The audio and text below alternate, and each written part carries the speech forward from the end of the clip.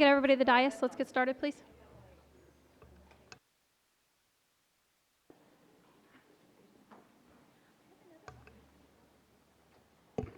And call the regular board meeting to order at 6:02. The board took action to release a total of 400 temporary employees, including 202 certificated long-term substitutes and 198 temporary certificated employees. The vote for this was unanimous. Today's meeting is being video recorded and will be available on the district's YouTube channel. Blue cards are available at the table just outside the boardroom for anyone who wishes to address the board. If you wish to address the board, complete a card and hand it to a staff member at the table to my right. Please be sure to indicate whether the matter you wish to address is on the agenda or not on the agenda. If the matter is on the agenda, we will assume you wish to speak when it comes time to address that item, and we will hold your card until then. Please note that the board is not allowed to respond to public comments. Appropriate district staff can follow up with concerns presented during public comment. I'm going to start with our Pledge of Allegiance. From Anna Kirchgater Elementary School, Matasha. It's Matisha Heidelberg. If we can call it Matisha Heidelberg. I'm sorry, we're not going to stand quite yet. Miss Singh Allen has some words to read. If you want to bring up your family, please come to the dais. I'd like to call forward Matisha Heidelberg and your family, if you wish, and then also the principal, Cherry Sanchez. And our vice principal, my son's former teacher. Hello, how are you? All right, tonight we're going to be recognizing Matisha Heidelberg.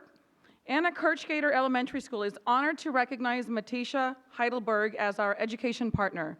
She is the parent of Armani Smart in kindergarten and Khalil Smart in the 4th grade. Are you here? Yeah. Come join Mom. Come on up. Yes, come on up. Matisha has worked as a food and nutrition services assistant for the past 11 years. Throughout the years, she has substituted in every school in the district. This year, Matisha has really become a part of the Gator family. She currently volunteers for parking lot duty and is just an amazing addition to our team. Ms. Heidelberg comes into the office every day with a cheerful attitude and a big smile. Everyone wants to be her best friend. Thank you, Matisha, for all that you do in the school and our district. Thank you. Let's recognize Ms. Matisha. All right, now if we can get everyone to stand. And the Golden Gator, you want to hold that? Oh, I get my home code. Yes, you do. Start with the flag right here. Everybody right arm, Christian shoulder. I pledge allegiance to the flag of the United States of America and to the republic for which it stands, one nation, under God, indivisible, with liberty, justice for all. We have some gifts for you, so you just wait right there. Gifts? Oh my goodness. It's just the keychain. I hope I didn't Honored to be oversell here. this.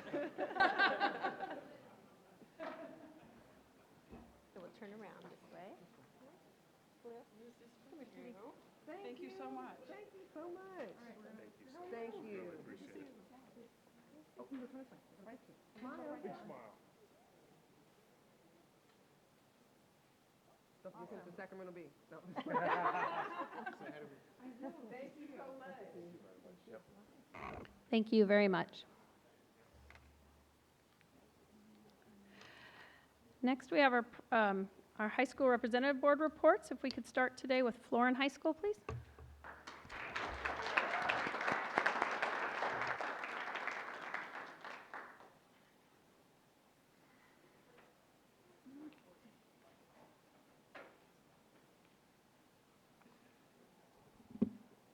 Good evening, President Madison, members of the board, Superintendent Hoffman, and Ms. Avalos. My name is Tiara Maxwell, ASB President. And I'm Elisa Gonzalez, ASB Vice President. And it is our pleasure to be here tonight representing Florin High. A big part of what Florin continues to do this year is focus on our school culture, building relationships, and connecting everyone to our school. Students, staff, parents, and the community alike. Starting in December, we began having lunchtime activities every single day out in the quad, and I mean every day. On Mondays, Wednesdays, and Fridays, we set up ping pong tables, and on Tuesdays and Thursdays, we have our long games, such as our Big Jenga, Connect Four, and Checkers. Every day, we have a tent up with a different lunchtime activity and music. There have even been days that Mr. Ortega, our principal, would come and play some of the lunchtime activities. One example happened when Mr. Ortega played Connect Four against our board member, Miss Bobby Singh Allen. It was an epic duel and all had a great time. Black History Month gave Florin High a way to celebrate and to embrace culture. For instance, we had a historical Jeopardy during lunch, a movie night after school, daily biographies announced in the bulletin, flyers about Katherine Johnson, and we also had our STEP team perform during lunch. To engage our community, we have hosted parent informational nights throughout the school year. On March 12th, we are going out to the community and hosting a meeting at St. Paul to provide information about how to connect to our campus. To help transition the class of 2024, we held our annual Panther Kickoff event at the beginning of February. We invited our 8th graders from Rutter to come to our high school campus and get a feel of what it's like to be a proud Panther. They were able to see our programs, pathways, and academies we offer, such as culinary, FFA, IT, law, AVID, color guard, band, and so much more. Speaking of band, our band has been doing very well this year. We have the largest band in Florin High's history with a total of 127 members. Previous highest was 104 in 1997 to 1998. Our band started a Tri-M National Music Honor Society with 42 founding members. They focus on community service and outreach, as well as providing tutoring sessions for those who struggle with their classes. This year, our Winter Guard and our Winter Percussion have over 40 students involved. We will also be hosting a collage concert with Rutter Middle School on Friday, March 27th, where the band and choir departments from both schools will participate. We hosted our only robotics league in the Sacramento area for high schools and middle schools. The middle school league hosted 16 teams, which included 3 from the East Bay. The high school league hosted 28 teams, including Franklin, Monterey Trails, Cosumnes Oaks, Sheldon, and Laguna Creek. One of our own students, Alvin Trong, won the Excellence League, and he will be going to state competition on Sunday.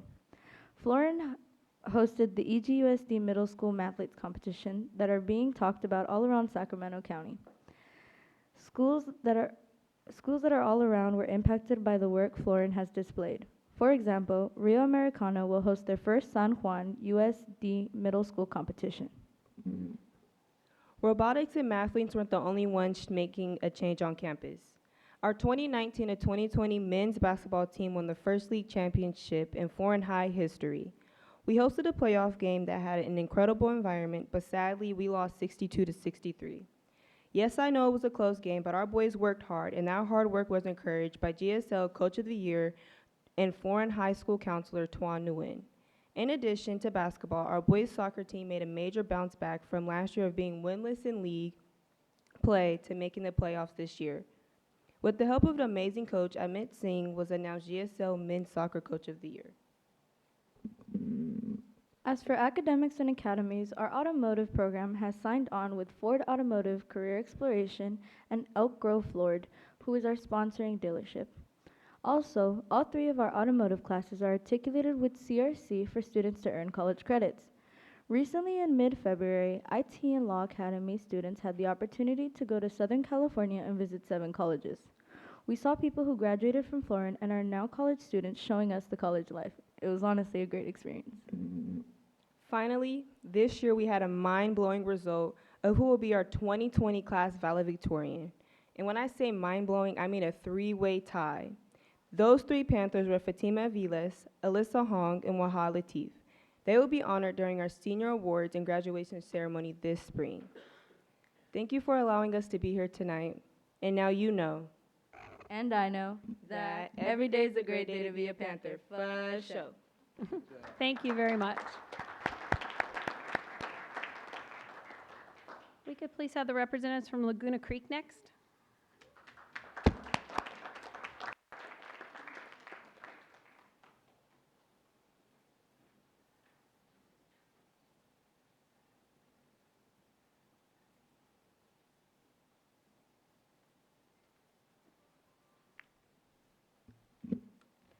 Good evening, President Albiani, Superintendent Hoffman, and members of the board.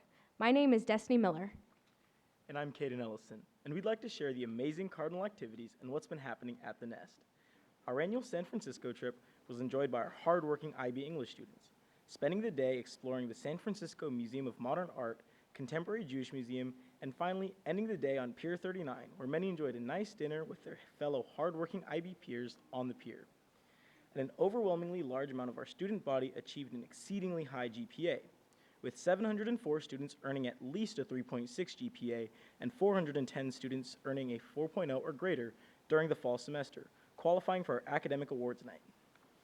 As our sophomores are ending their years in the middle years program, they are beginning to submit their personal projects based on personal growth and change. Similarly, as our seniors begin to conclude their international baccalaureate career assessments are being submitted. With much talk amongst the senior class surrounding the biology and the chemistry internal assessment, where students were tasked with designing experiments, creating hypotheses, and presenting results in a professional fashion. On January 8th, we held our post-holiday break Club Rush, where students were able to explore their interests by talking to club leaders and signing up for things that they might be interested in. Our first bigger event of the new year was our Star Wars Blacklight Winter Homecoming Dance, a fun night of dancing under the black lights with everybody dressed nicely, and followed not too long after was our Infinite Motion main stage performance. Always an amazing night, with the theme Phobias, in which personal fears were explored through 26 student choreographed dances. Next, our multicultural assembly was successful in showing our Cardinals the diverse cultures of our student body, with showcasing traditional dances and ceremonies from their heritage. We had an astounding number of students performing, with 240 students participating from 17 different clubs. Shortly after, our Black Student Union put on our annual BSU talent show, always a great opportunity for our students to show off all types of skills and talents. Along with this, during Black History Month, our BSU hosted multiple speakers from varying industries, including a decorated music industry producer with multiple platinum records, and Lewis Stewart, Sacramento's Chief Innovation Officer. To spread positivity and cardinal kindness on our campus, during the end of February, we held our annual Random Acts of Kindness Week, where students were encouraged to spread kindness and participate in positive activities. Continuing this, we will be holding a Unity Day at Laguna Creek, supporting our fellow students and promoting unity through building a positive and cardinal community. Our Cardinal athletics have been going exceedingly well this new year, with our LC Winter Guard placing second at WGI Regional, scoring 1/10 of a point shy of first place, and taking 7th place out of 37 teams worldwide. Along with this, our Lady Cardinals won Metro League and were awarded with the title of co-champions, with a record of 27-3. And as we speak, they're competing in round 1 of the NorCal Championships against Montgomery High School. Our wrestling team did well this season, with multiple of our wrestlers making it all the way to Masters Tournament. And our men's soccer team won Metro League. It's been an amazing couple of months here at the Creek, and the symptoms of senioritis have only been increasing as graduation nears. Go Cardinals! Thank you very much. And if we can have Calvine High School, please. Calvin.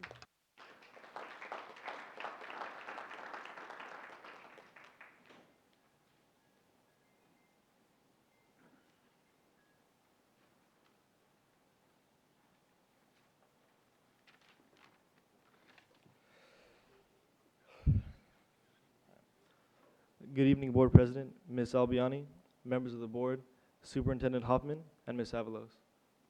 My name is Michael Jocelyn, and I'm here with Terrence Brandon, and I've been going to Calvine High School for the last year. I had a hard time adapting to the curriculum at my previous school, and I would like to tell you about my experience at Calvine High. I feel that being at Calvine High School has truly made a positive impact on my academics.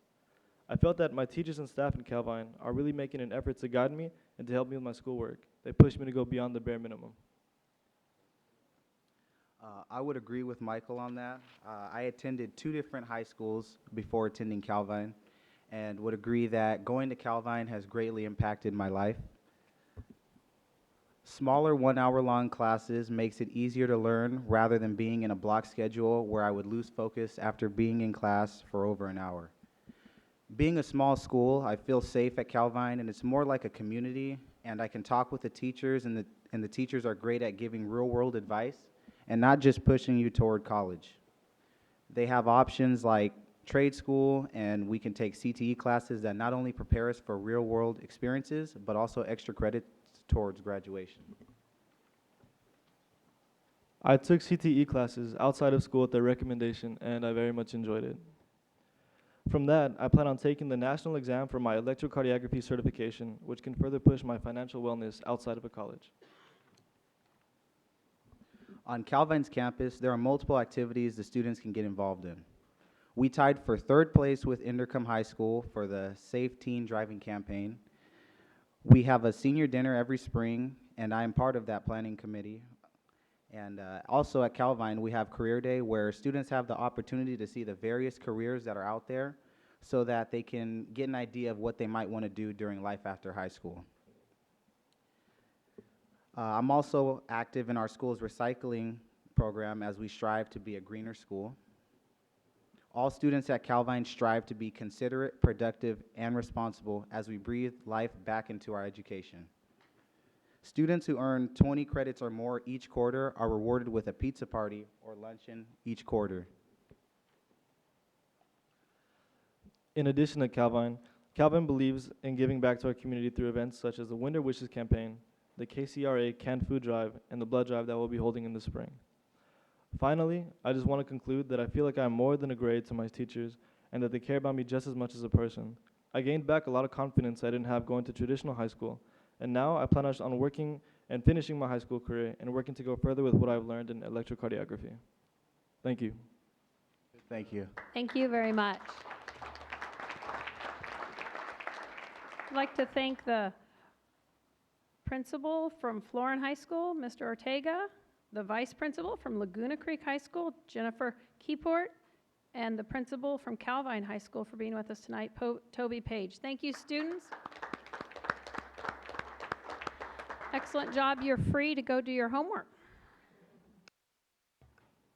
Next, we'd like to have Mr. Edmondson come up for the academic recognition of winter student athletes and coaches. And if you'd please assist Dr. Martinez-Alir.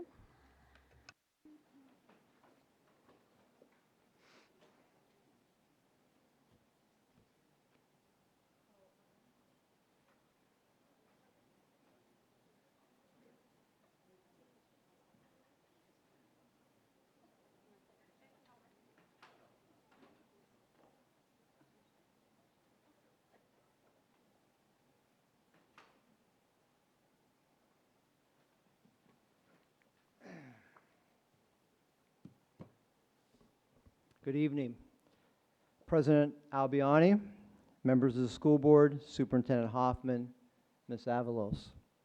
This evening I'm honored to present to you the Winter Team GPA champions of the Elk Grove Unified School District.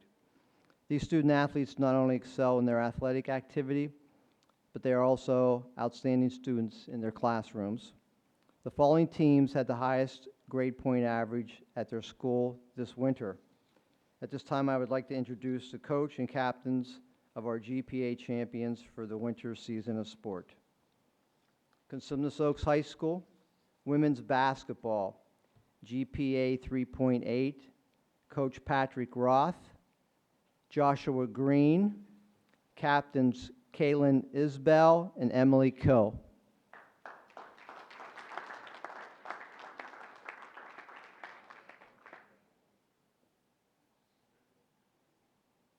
Elk Grove High School, women's basketball, 3.67 GPA, Coach Tricia Campbell, Captain Riley Harden.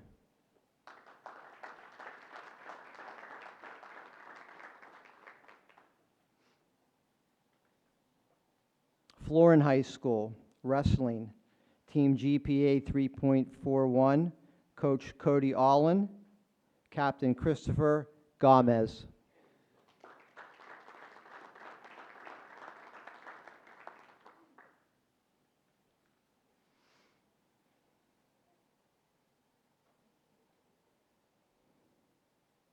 Franklin High School, women's basketball, team GPA 3.5, Coach Jesse Formaker, captains Reba Sai, Rena Sai.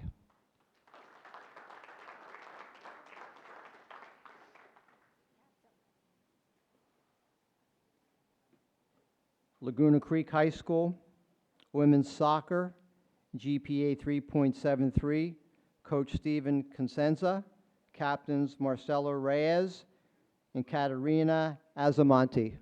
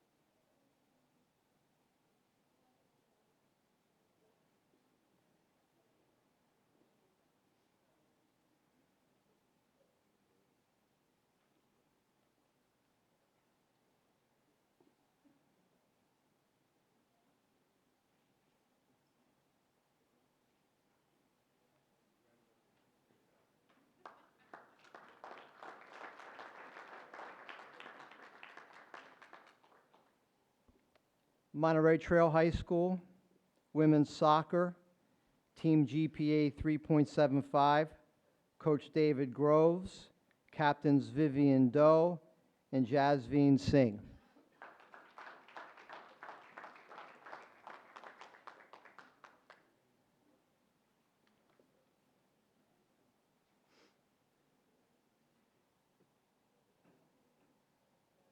Pleasant Grove High School, women's basketball, GPA 3.7, Coach James McKeever, captains Rhea Lee and Victoria Mosley.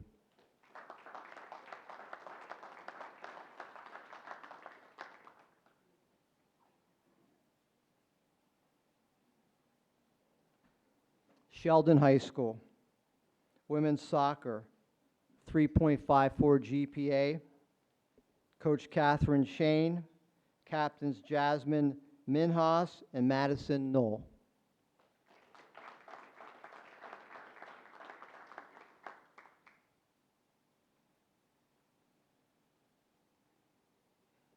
Valley High School, women's basketball, team GPA 3.18, Coach Anthony Cooper, captains Trinity Williams and Charmaine Moody Wiggins.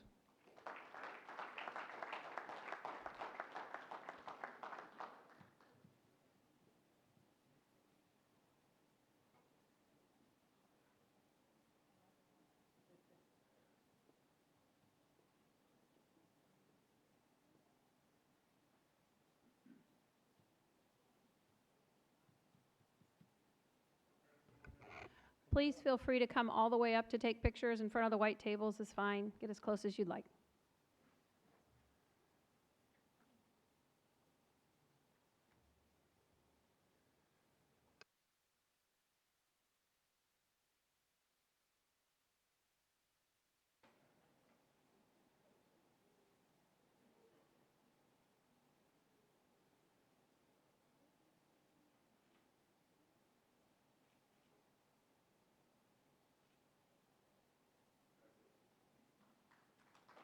Thank you.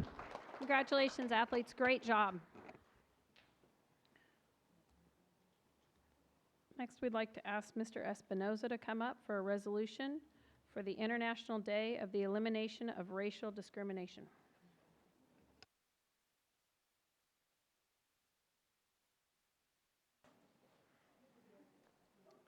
All right. Good evening, Board President Albiani and members of the board, Mr. Hoffman, and Superintendent Hoffman and Ms. Avalos. In alignment with our board policy 5145.9 on the prevention of hate-motivated behaviors and our broader educational equity goals of promoting tolerance, inclusion, unity, and respect for diversity, combating racial discrimination, closing persistent gaps in opportunities, expectations, relationships, and achievements.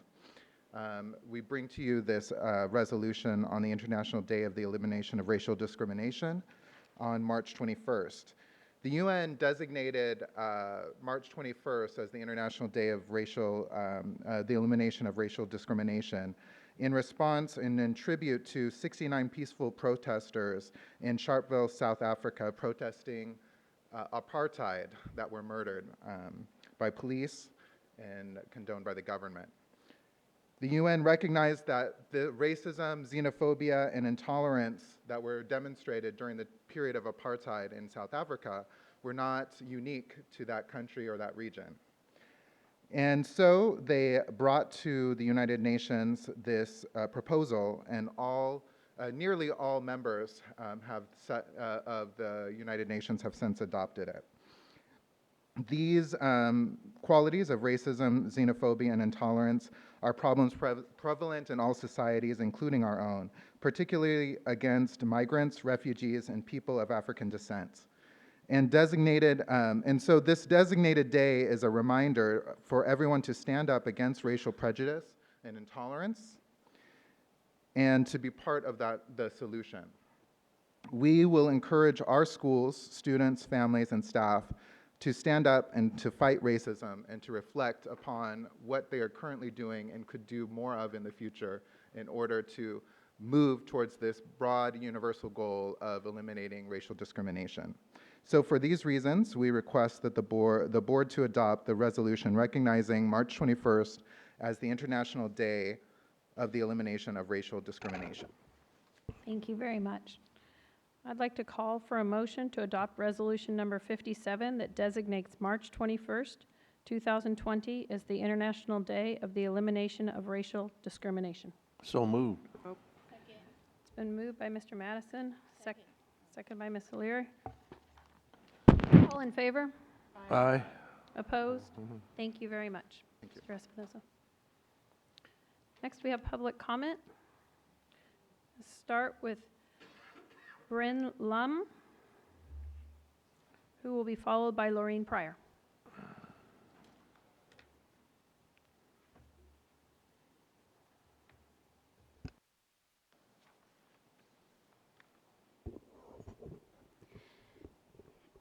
Good evening. My name is Bryn Lum, and I stood before you back in October and discussed various ways in which I have infused equity work within my role as an EGOSD instructional coach. Tonight, I come before you as a parent and community member to walk that talk. In 1998, March 2nd was designated by the National Educators Association, NEA, as Read Across America Day. The date was chosen to commemorate Dr. Seuss's birthday and has since morphed into a week-long celebration of reading generally centered around Dr. Seuss. I stand here tonight not because I am concerned about Read Across America, but because I'd like to implore you, the EGOSD school board members, to communicate to principals, teachers, and school site staff that Dr. Seuss should no longer be the center of focus during Read Across America Week. Many people know Dr. Seuss as a children's book author, and he tends to be celebrated because he was one of the first to create books of whimsy for children. However, many people are unaware of who he was beyond the legacy of his children's books. Seuss would create as many as 5 political cartoons per week for PM Magazine, where many of them were centered on caricatures and messages that were explicitly anti-Black and anti-Asian. I have printouts of a few of the drawings if you'd like to take a look. I ask you, do we want to be a district who lionized someone who was a known racist? I understand that not every book he wrote contains implicit or explicit racism, but I'd like to share with you some of the findings in a report titled "The Cat is Out of the Bag: Orientalism and Anti-Blackness and White Supremacy in Dr. Seuss's Children's Books," published in the journal Research on Diversity in Youth Literature in 2019. Only 2% of human characters are characters of color, 45 total. 14 have stereotypical East Asian characteristics, 29 wear turbans, 2 are identified as African, and both align with the theme of anti-Blackness. White supremacy is seen through the centering of whiteness and white characters, who comprise 98% of all human characters. All characters of color are presented in subservient, exotified, or dehumanized roles, and there are 0 women or girls of color across Seuss's entire children's book collection. While conducting research for this report in 2017, the authors shared their findings with the NEA. In response to the research, the NEA in 2018 moved away from centering Dr. Seuss in their children's literature for diverse texts instead. They believe that the joy and fun of reading can be found in books by authors of color who write and illustrate characters of color. This year, the campaign rebranded its mission to celebrate a nation of diverse readers, in which they uplift books, authors, and teaching resources that represent an array of experiences and cultures. If NEA has done away with Dr. Seuss Day, then so too should our district. As a district, we've committed to every student learning in every classroom, in every subject, every day to promote college, career, and life-ready graduates. Part of that mission includes our strategic goal for wellness, that all students will have an equitable opportunity to learn in a culturally responsive, physically and emotionally healthy and safe environment. On top of all of that, we have determined that educational equity means Finish we your ensure comments, the please. decisions, policies, and practices in our learning system are culturally sensitive. I remind you of these commitments in order to implore you to walk the talk. Start by making the decision to no longer support celebrations of Dr. Seuss in our schools. Thank you. Thank you. Ms. Pryor, followed by Julian Cannon. I'm smiling because for once it wasn't me that said that. That's awesome. I'm gonna look up that report too. The cat is out the bag. So I came before you, Florin Pryor, Black Youth Leadership Project. I came before you, one, to acknowledge some of your staff who did meet with me and the family that expressed concerns the last time we were here. We had a very spirited conversation.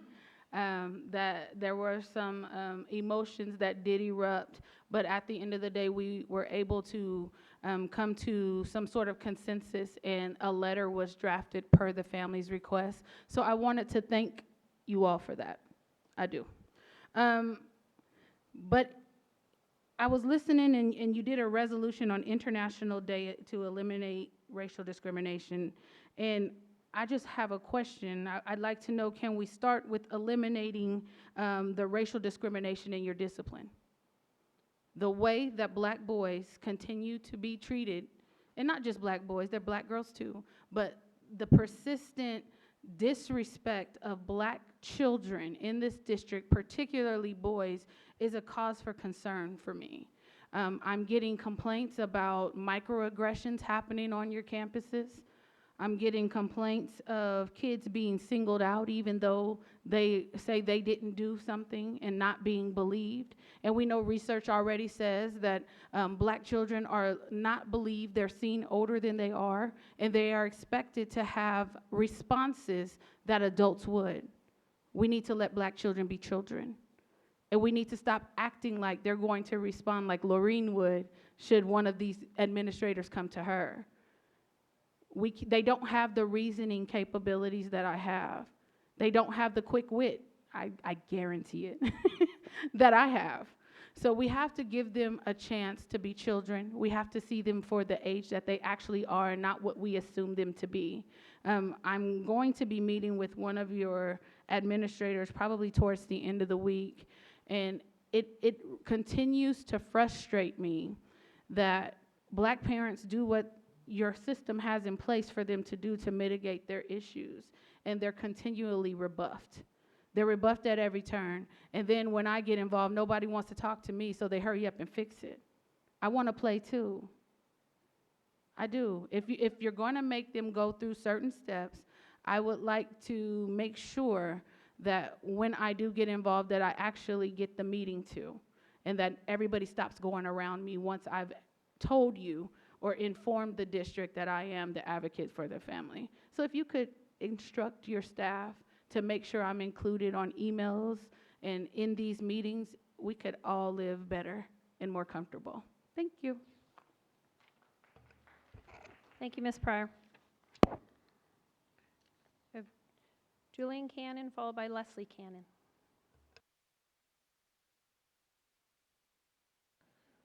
I just have a few questions. Why is every teacher able to see each student's discipline record? Number two, how do you guys know that everything that is put inside the discipline record 100% true? And number three, who oversees the discipline records of every student and who is in charge? That's it. Thank you. Leslie Cannon.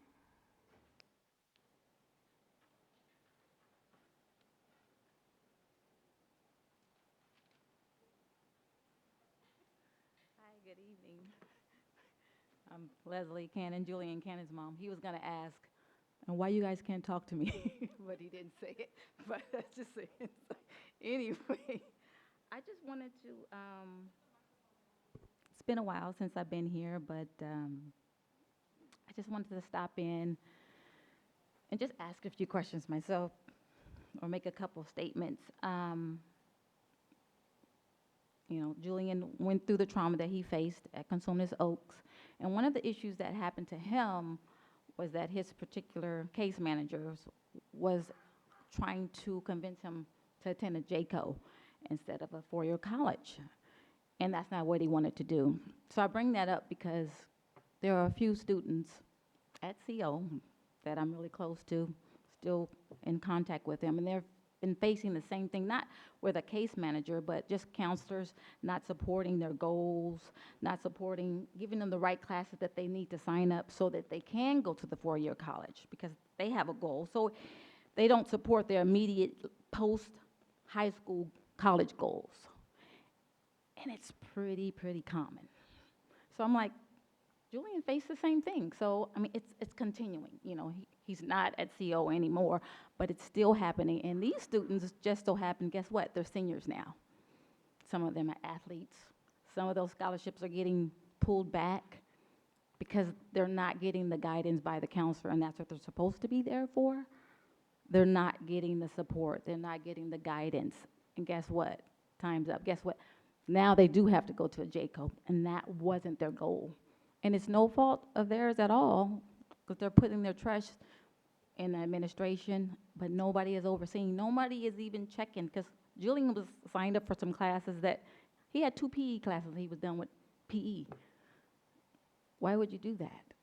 He doesn't want to go the easy way out. Give him the classes that he needs. And if some classes that these kids needs to make up, guess what? Tell them, you got a D+, you need a C if you want to transfer.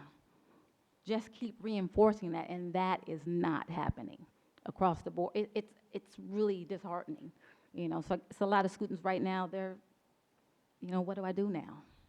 So look into that, please. Thank you, Ms. Cannon.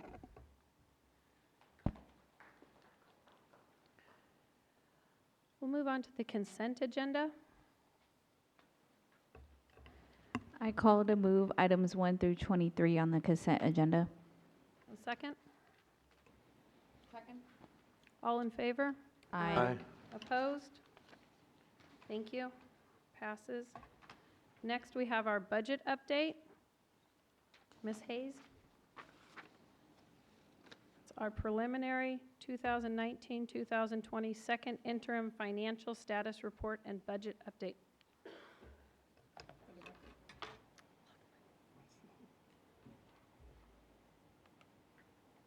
Good morning. Good morning. Yes. This apparently has been a very long day for me. People joke all the time that I live here, and might be the case. Good afternoon, evening, whatever it is today. President Albiani, members of the board, Superintendent Hoffman, and Ms. Avalos.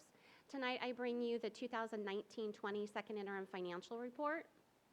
This is a preliminary report. We will be bringing the actual state financial documents themselves to you on the 17th. This is a snapshot for discussion purposes, so you can see what adjustments have been made since I came and saw you in December for first interim.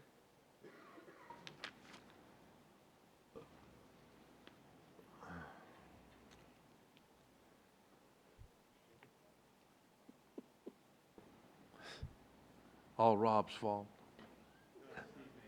Oh, okay. Oh, I forgot. He's over there. Okay.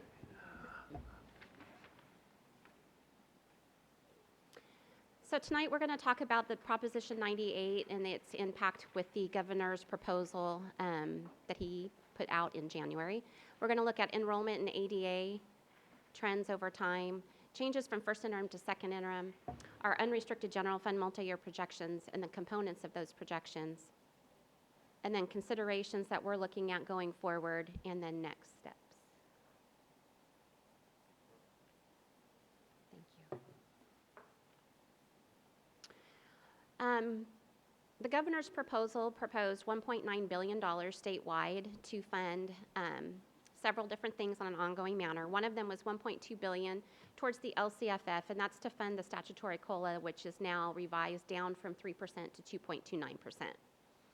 Then the $645 million that he put into the budget for the current school year 1920 That's proposed now to be ongoing, which is what we anticipated. That's going straight to our special education-based grant. It's known as AB 602.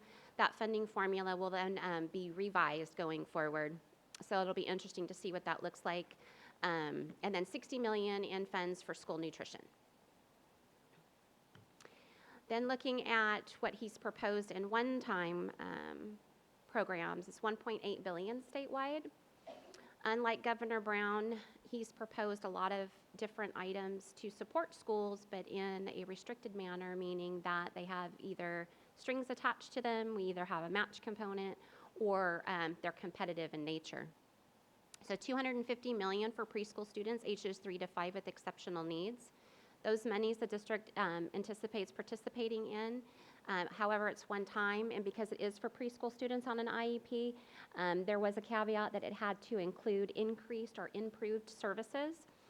Governor very strongly wants to see accountability for those funds that he's pushing out.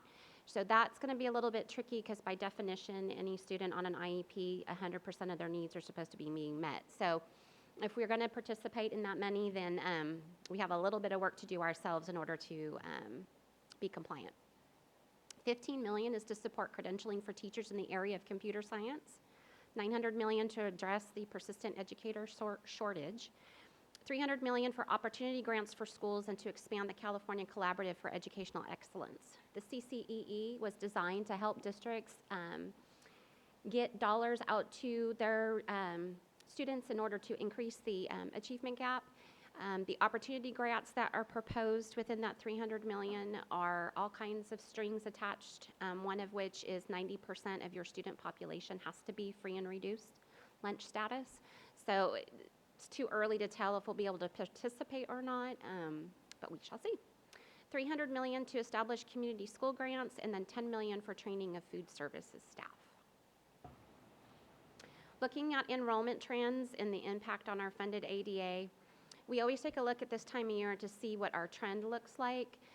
We started budgeting an estimate of 80 ADA 2 years ago, so this will be going into year 3. You can see in 15-16 we actually declined. So it's been kind of tricky to project what we look like.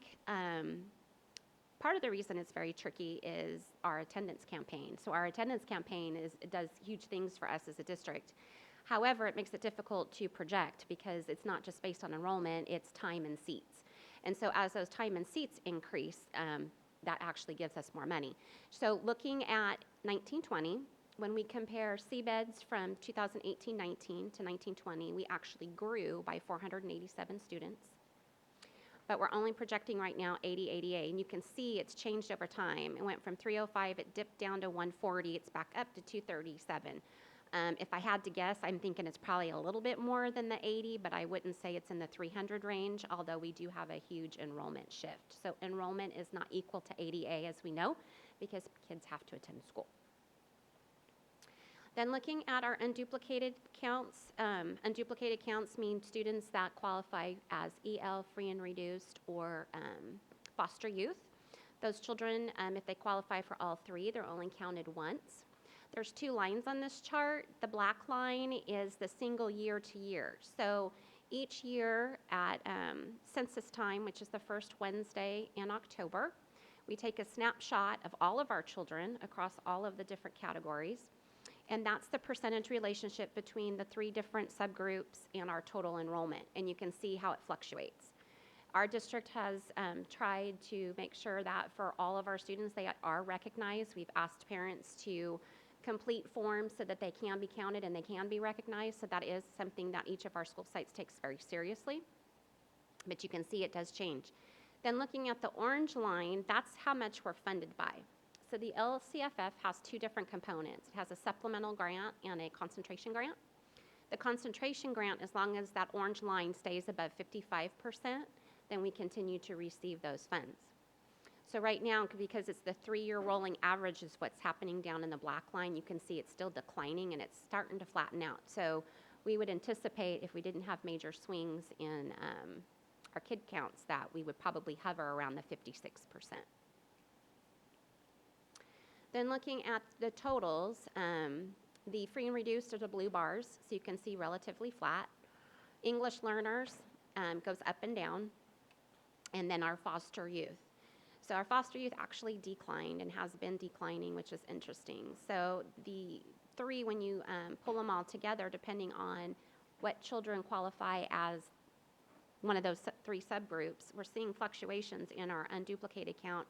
Although the change in food nutrition, as an example, for free and reduced, they went up. Our EL students went up.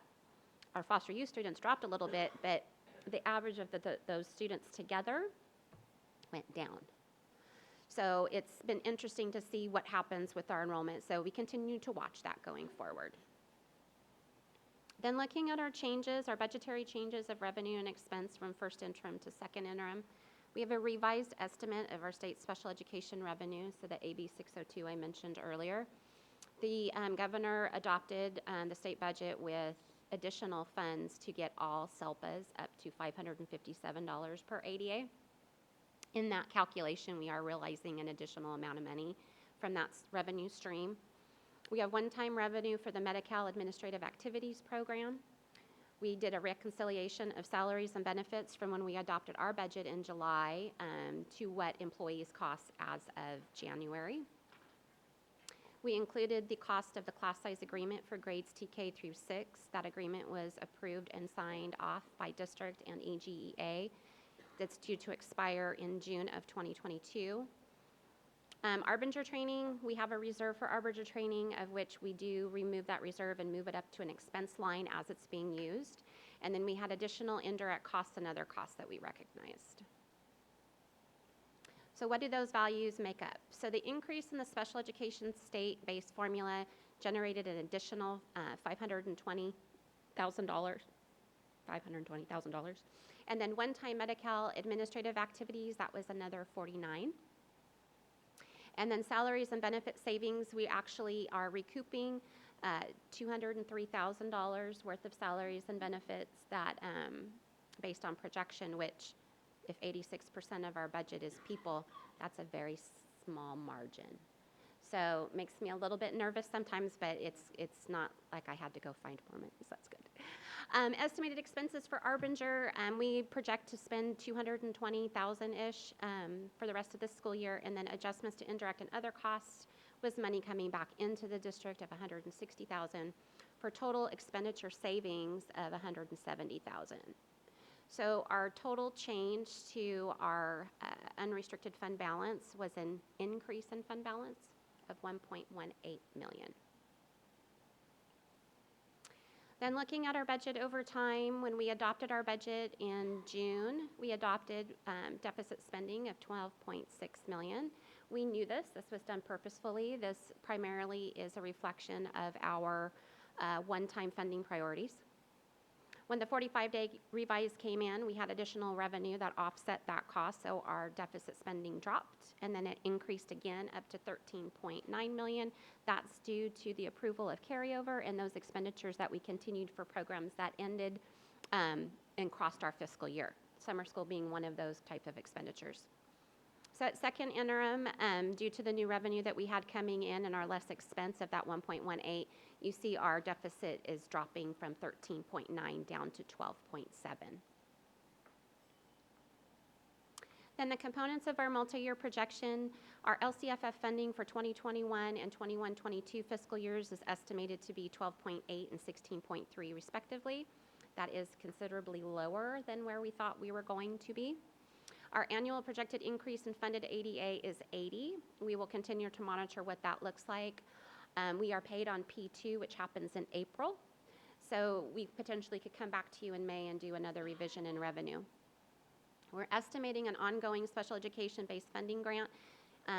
AB 602 is an increase of $4.9 million.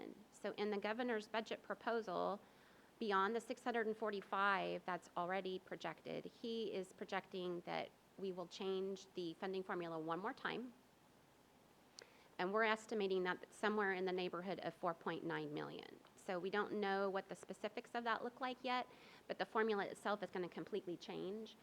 So it'll be interesting to see if that stays that way going forward.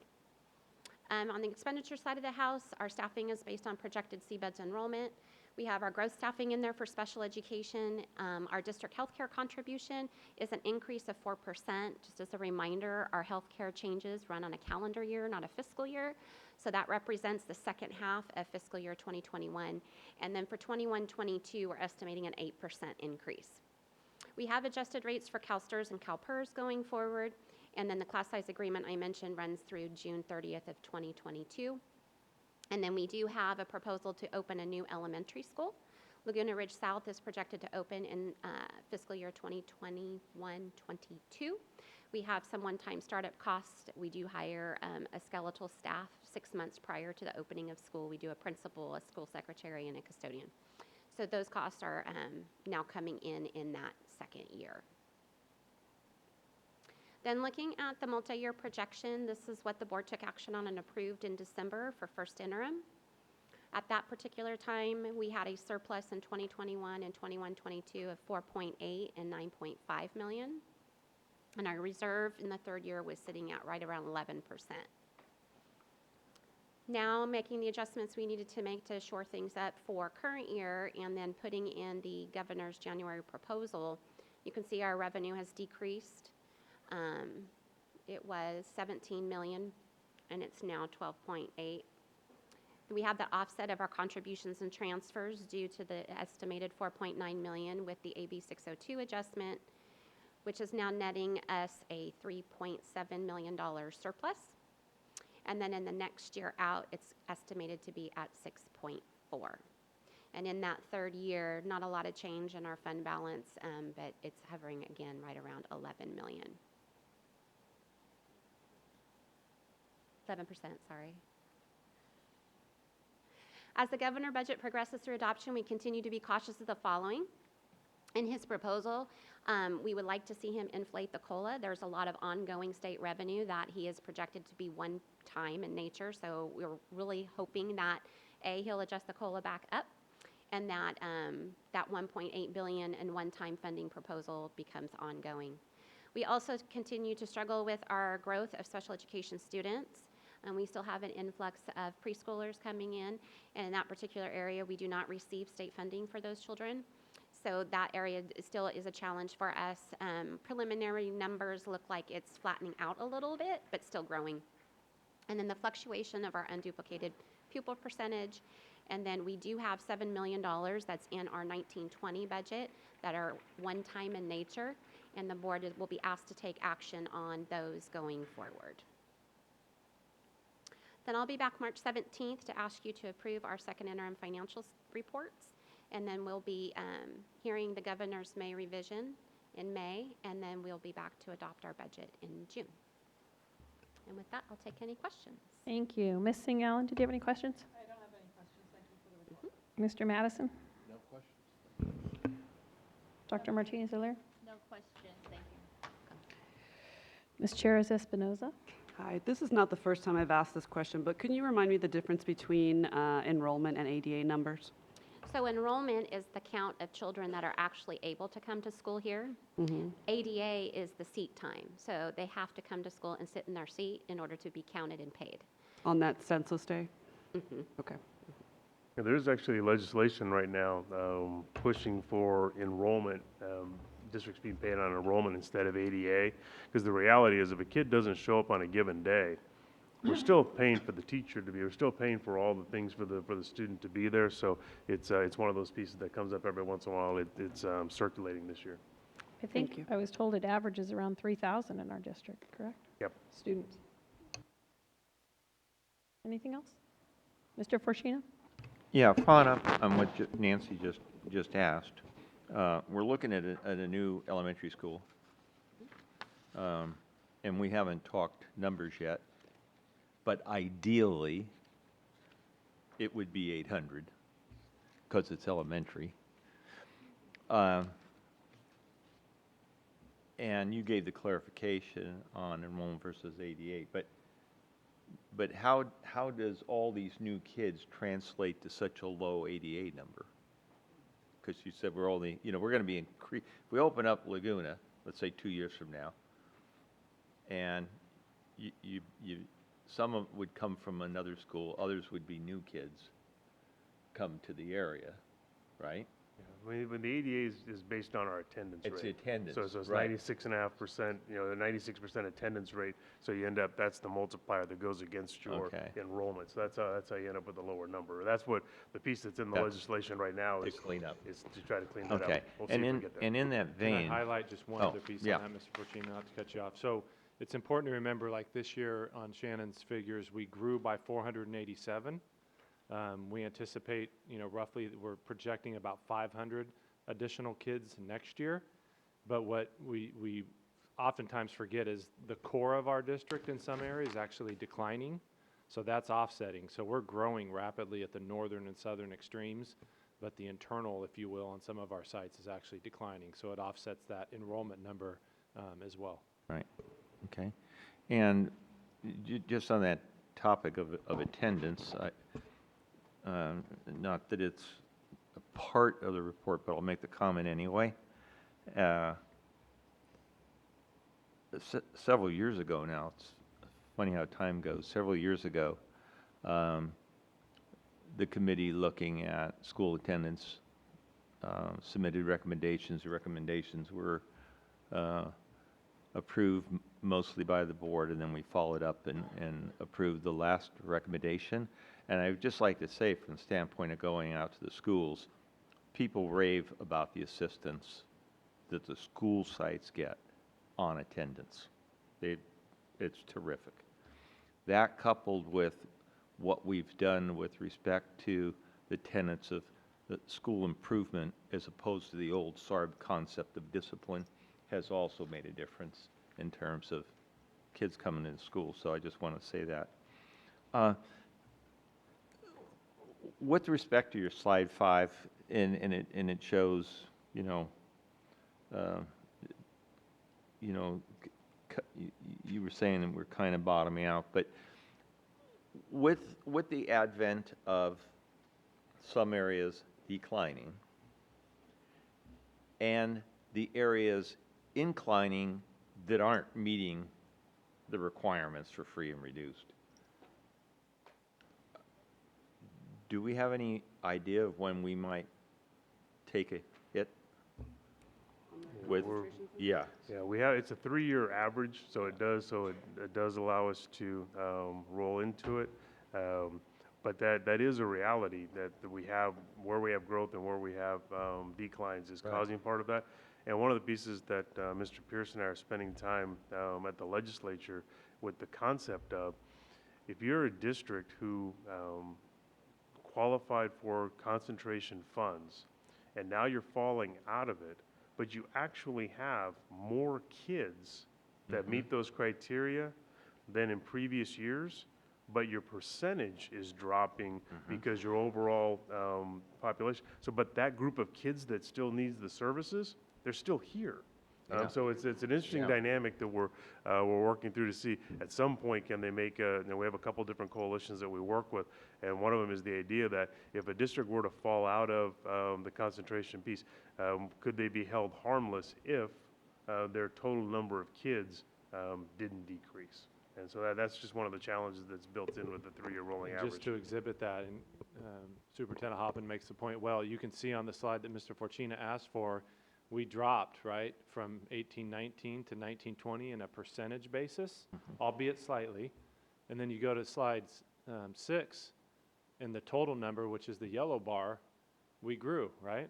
So we grew in total unduplicated students, but our percentage declined because of the students that are moving into new homes, theoretically not meeting one of the 3 criterion. More kids with the same needs, with the potential of losing a significant pot of money to serve those kids once we get below 55%. Well, one day we're going to wake up and be blessed with legislators who really understand what our problems are instead of what their problems are. Now. All right, thank you, Our Shannon. job to educate them, so we're busy doing that. And we're educators. We're working at it. I had one comment. The attendance program works very well when your child misses school. I checked every box, and I get notified on my phone, at my house. Dennis gets called. I get called by Dennis and Elk Grove. Works very well. So thank you very much, Ms. Hayes. Welcome. Bargaining units, do you have any Would anybody like to speak? Thank you very much. Bargaining units. I'd like to call for the Expanded Learning Committee Progress Report from Ms. Larson, please.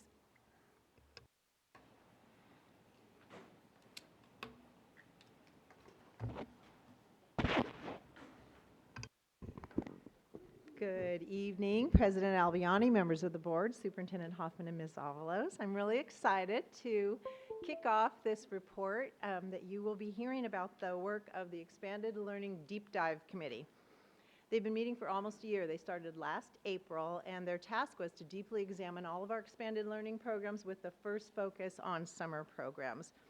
So they're looking at program content. They've been looking at student outcomes based on interfacing with our programs. They've conducted a lot of their own personal research and professional learning, centering on best practices for expanded learning programs. Are we good? Okay, good. And they are going to come tonight with a recommendation to you for piloting a few enhancements to our upcoming summer programs. Those enhancements are going to provide improved data sources for us for further analysis, and also they're going to provide more opportunities for us to get varied input from the kids who experience the programs, from the parents who experience the programs, and also the staff and administrators who are supporting the programs. So I'm going to start by introducing Erin Sipes. Erin is our program specialist for expanded learning programs in learning support services, and in addition, Erin is the co-chair of CDE's Committee for Sustainability of Expanded Learning Programs. She is also a member of the CDE Committee for Policy Development for Expanded Learning Programs and a member of the CDE Strategic Planning Committee for, you guessed it, Expanded Learning Programs. She knows a lot about it. I'm not letting her go to CDE, but she can interface with CDE as much as she can and continue to learn and also help them learn about the things that we're doing that are so marvelous here. So I'll bring Erin up right now.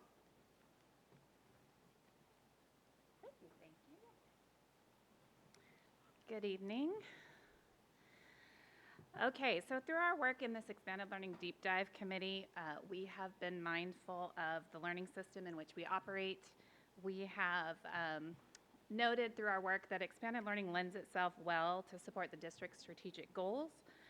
And we've kept our graduate profile in mind as our ultimate student outcomes throughout the process. We've been mindful of how those expanded learning process can support student outcomes to ensure that we have college, career, and life-ready students. And of course, our educational equity is a lens that we use for all that we do. And I think most importantly, expanded learning lends itself to expanding opportunities for educational equity for our youth. So expanded learning is a term that's come up quite a bit. So what is expanded learning? The California Department of Education defines it as California's expanded learning programs are an integral part of young people's education, engaging them in year-round learning opportunities that prepare them for college, career, and life. Expanded learning refers to before and after school, summer, and intersession learning experiences that develop the academic, social, emotional, and physical needs and interests of students. Expanded learning opportunities should be hands-on, engaging, student-centered, results-driven, involve community partners, and complement learning activities in the regular school day and year. Expanded learning is a strategy to increase the amount of time students are learning, especially after school or during the summer months. So with that task in mind, we have worked through interdepartmental collaboration. We have representatives on our team from College and Career Connections, Curriculum and Professional Learning, Educational Equity, English Learner Services, Family and Community Engagement, Learning Support Services, Pre-K-6 Education, Secondary Education, Student Support and Health Services. You can see the team members' names listed there. We have a couple members who have changed positions, and so we have new folks who have filled those roles. We began meeting in April of 2019. We meet every 2 to 3 weeks, and we have tried to define what expanded learning looks like in Elk Grove Unified. So that includes, our task has been to comprehensively apply the decision-making model. So when we looked at what is expanded learning for Elk Grove, there's really 4 components: summer, after-school programs, intercession programs, and credit recovery. But when we're looking within those, our summer learning programs include summer school that happens at all of our school sites. It includes our summer internship programs. It includes grant-funded summer learning opportunities and summer camps. It includes Jumpstart for our middle school students who are moving up from elementary to middle school.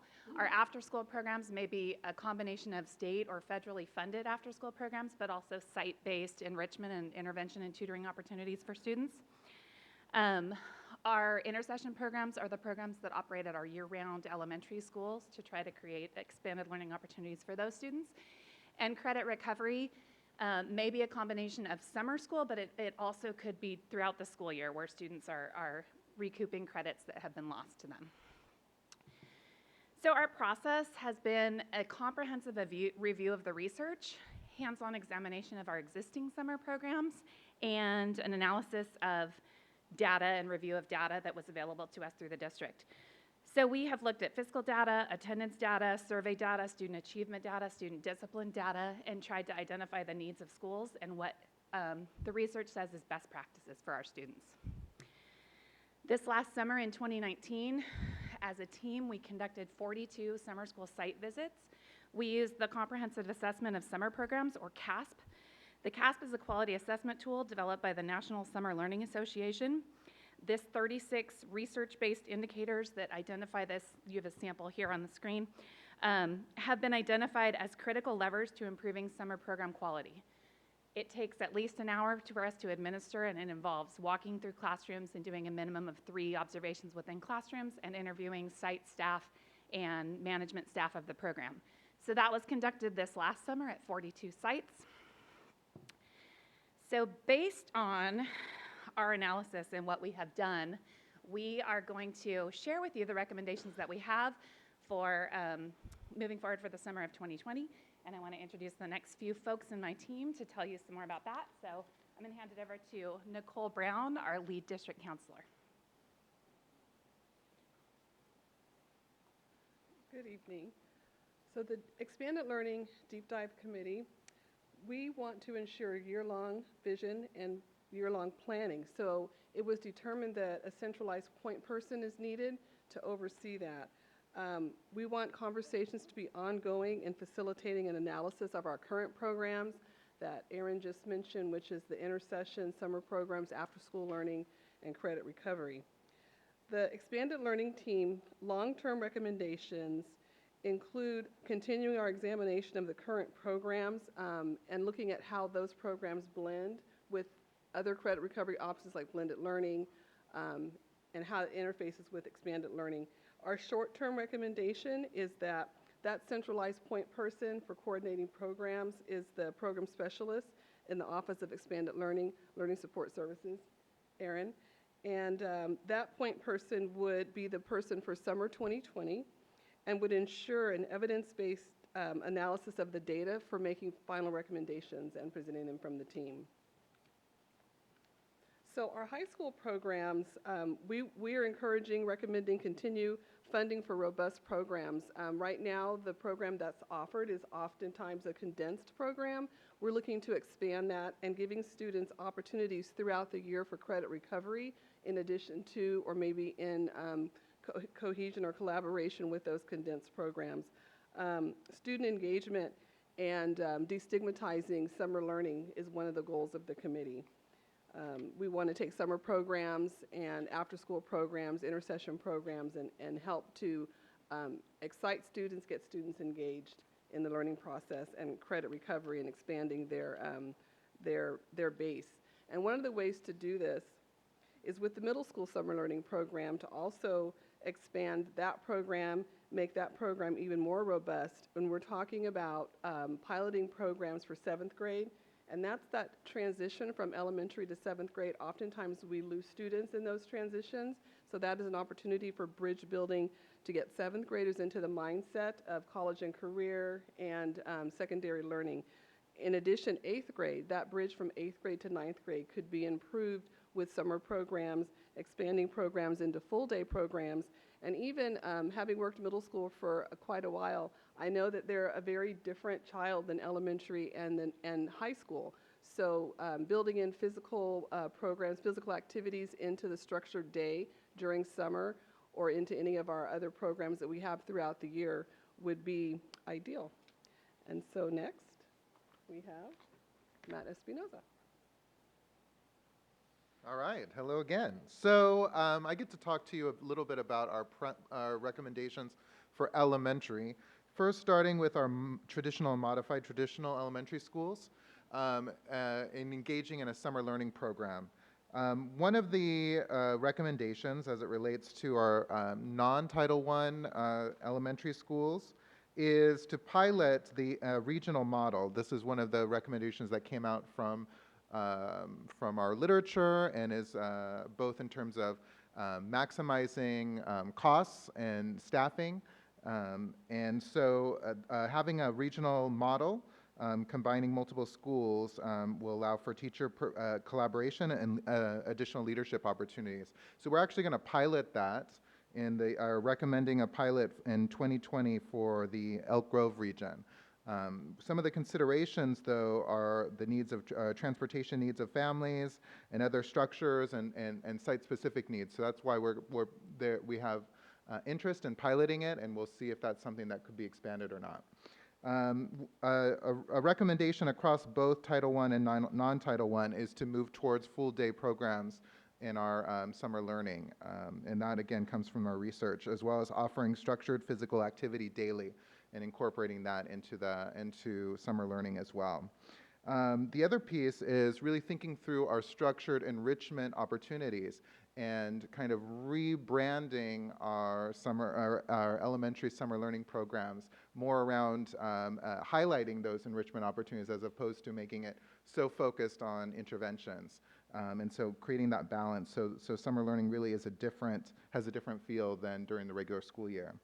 And then the last piece across all schools is to really think through how we gather information and data to inform ongoing decision making. For our year-round elementary schools, where summer learning programs might not be an option because of the overlapping tracks, we are asking our schools to think about the needs, the student needs, and that their particular group of students have around for academic intervention and enrichment, and providing a plan for how they would address that across or outside the school day. So it would be much more, there's some opportunities for some outside the box thinking around what this might look like in intercession programs, after school programs, tutoring, other enrichment courses, or before school programs, special tracks, and the like. And so what we're piloting this year is an application process for these year-round schools to identify first the needs both for interventions and enrichments for their students that they want to address with these expanded learning opportunities, and propose a structure for how they would use it in order to get those resources allocated to them. So overall, just to summarize,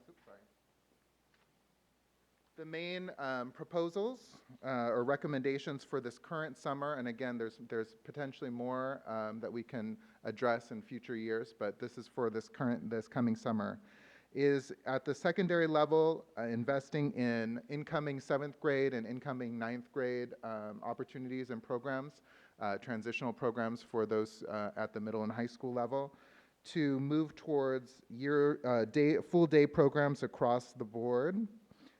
For our year-round elementary schools we'll engage in a pilot of an application process for setting goals and coming up with a structure.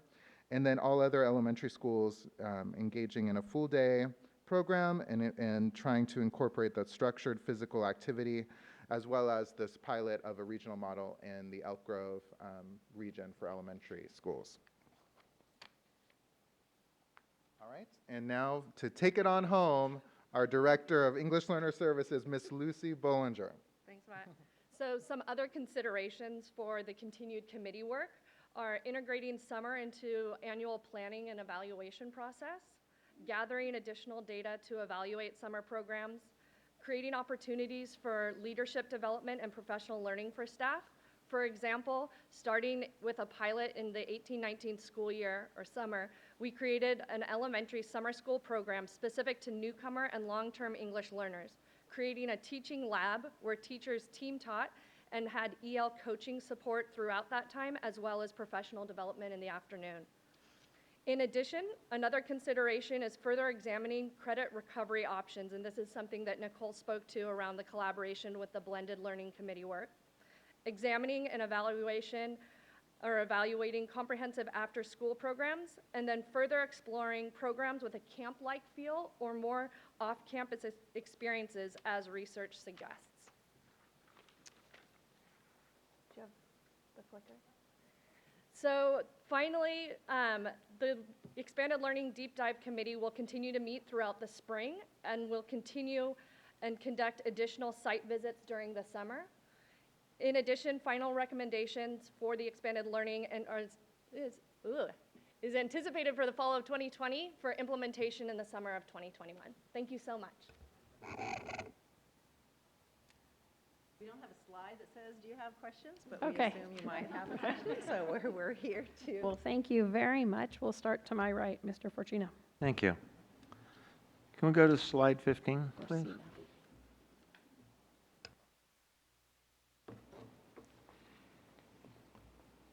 What was the thinking in recommending a pilot regional model in non-Title I as opposed to doing it in Title I, which has numerous advantages over non-Title I? I'll take that one. All of our Title I schools in the Valley and Florin region currently have grant-funded summer programs that run in tandem with their site-funded summer school program, and we've been able to co-fund what happens on those sites based on that opportunity to provide enrichment for more students and to bring more students in and provide additional staffing. And so this year we're hoping to pilot and work the bugs out, make sure that we have all of the data that we need to make sure that we launch it well. We know in the past regional models have had issues with transportation and low attendance for some families that aren't able to necessarily catch the bus or get to the school campus. So we wanted to make sure that we pilot this well, we figure out what needs to be done to make it successful, and then based on the data that we gather this summer, we'll look at expanding it.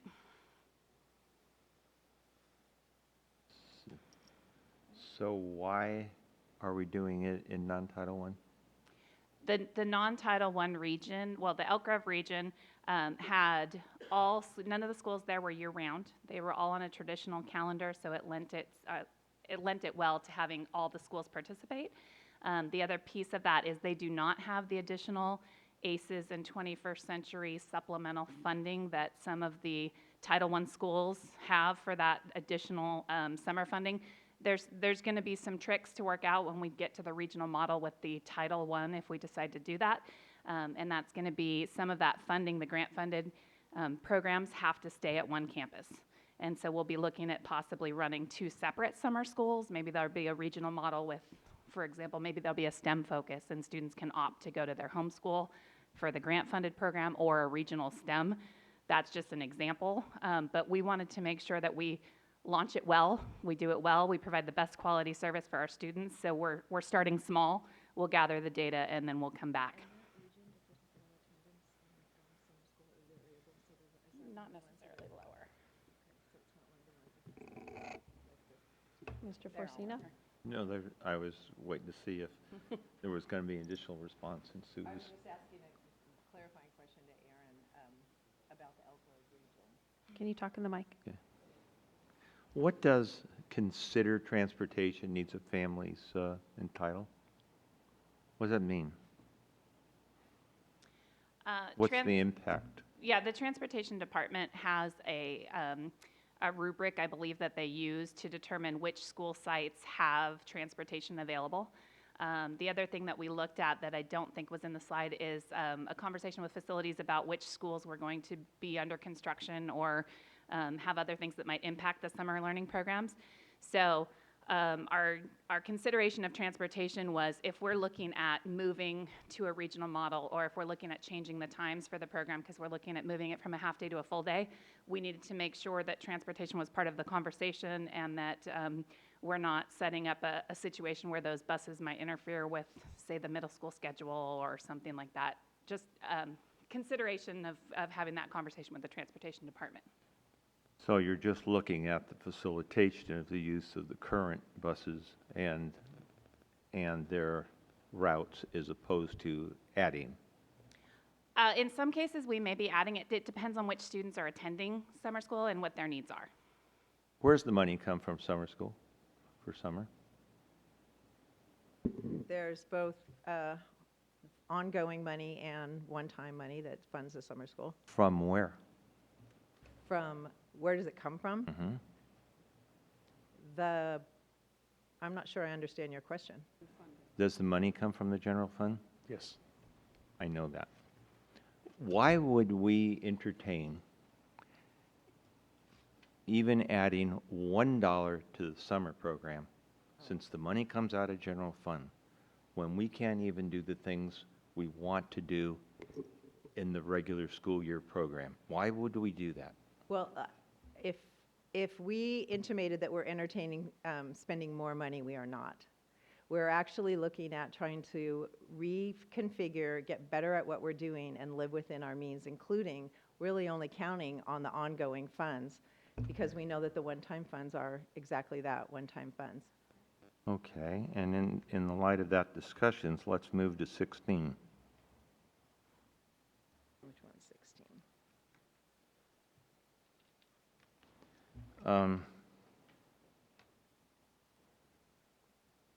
We're going to come back to 16.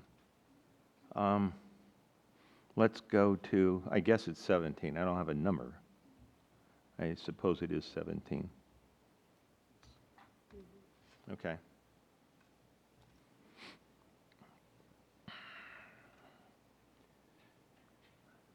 I sense that one of the purposes of what you've been doing is to look at providing a program that's more beneficial, more relevant, more helpful, more creative. Improved in every way, which is part of what we do in Elk Grove Unified continually. So, given that we want to do that, and I propose this to Chris,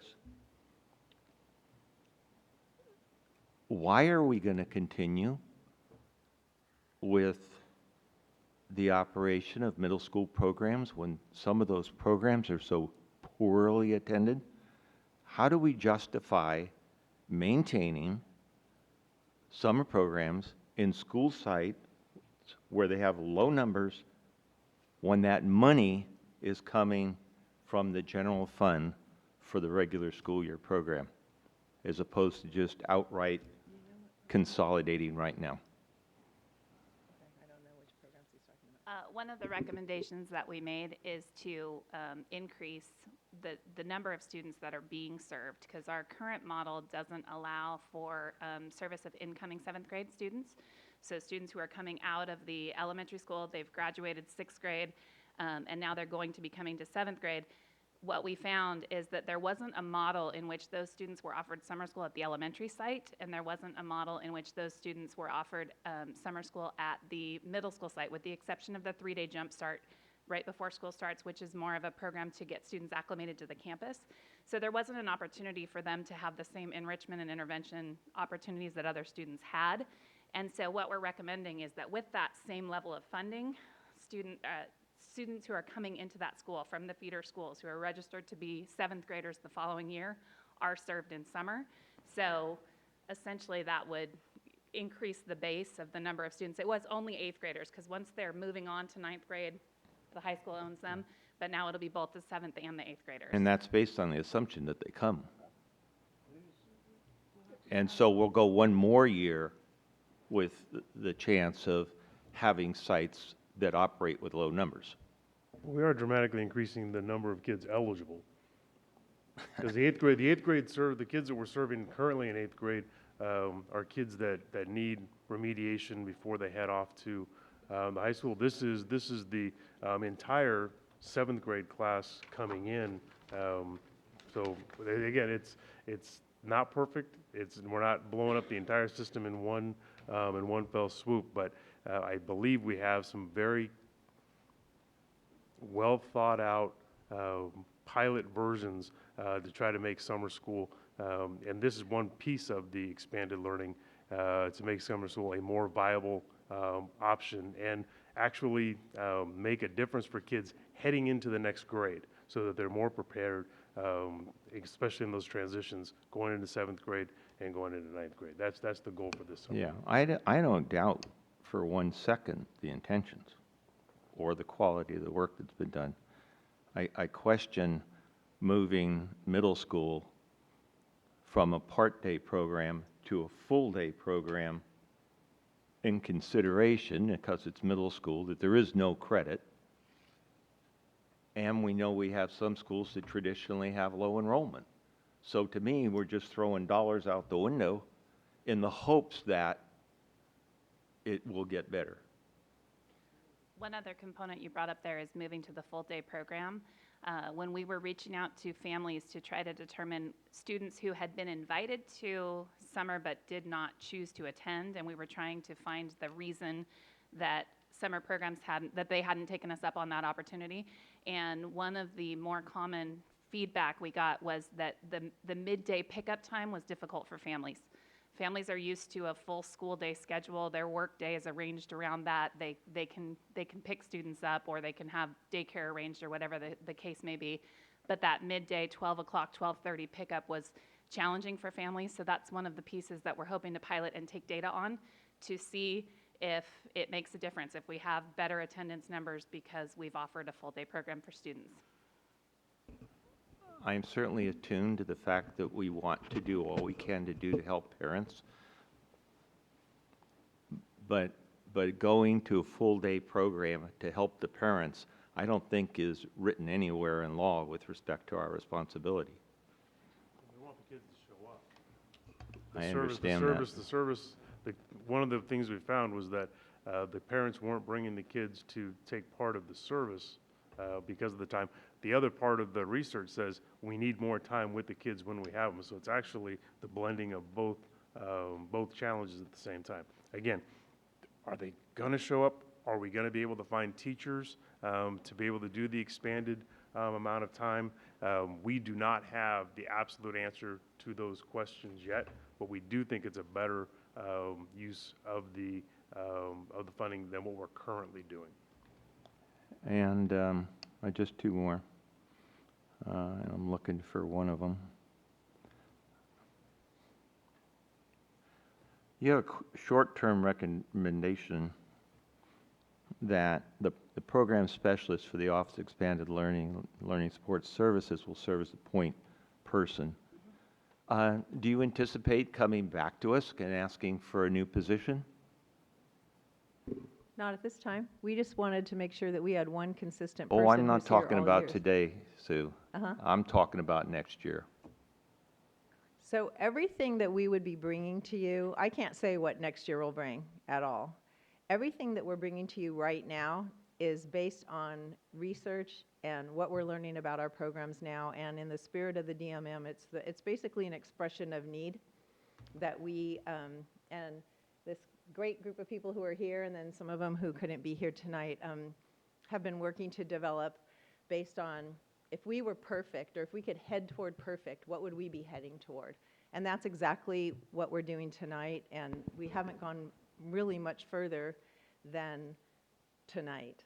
So it's hard to project into the future, but right now we have Erin, who is here, and who's very willingly, and as I've alluded to, got a lot of expertise, and she's also great at collaborating with all of these other folks who are sitting at the table with us to try to push forward what our very best thinking is in terms of, and again, this is a pilot for the summer for us. This isn't forever and ever. This is basically what can we learn by our best thinking about and the research to try a few things out, dipstick them, come back, get the data, see what outcomes we have with our students, see where the successes were, see where the challenges were, see where we fell short, see where we hit a home run, and use that to move forward for summer of 2021.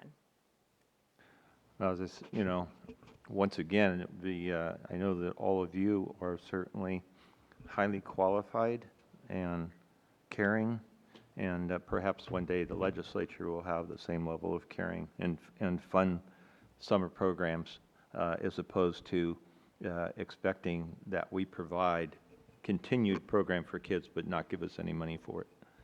And then the last one, you're going to be piloting an application process for year-round sites. Okay. That the money to fund that will come out of the monies currently allocated, correct? So, but out of the pot, I assume. Out of the pot for all the schools, and you'll set aside a certain number of dollars.